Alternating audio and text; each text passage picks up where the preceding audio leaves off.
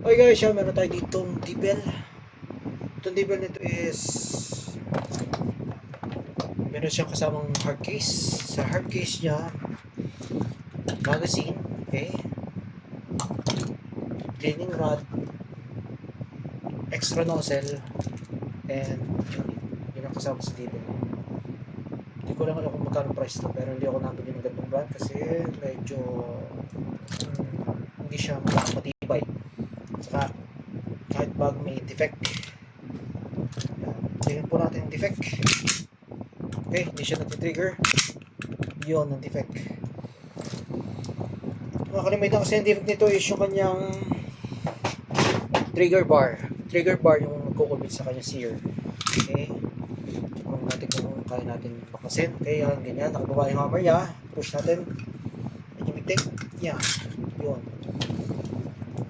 Yun, hindi nyo may push yung kanyang sear. Kasi yung hammer nito medyo malambot. Kaya magmo-modify tayo. Or babalik ko na natin ng konti kasi yung ganun yung naging defect nito eh. Drill naman yung mga madali na siya gawin. Share ko na rin sa inyo dahil bago naman kasi yung unit to.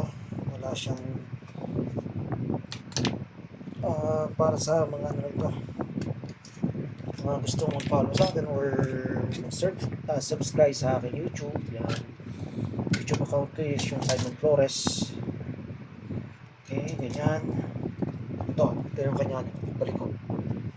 Ito babalik ko natin pag ganun, paloob siya itong pinakadulong to.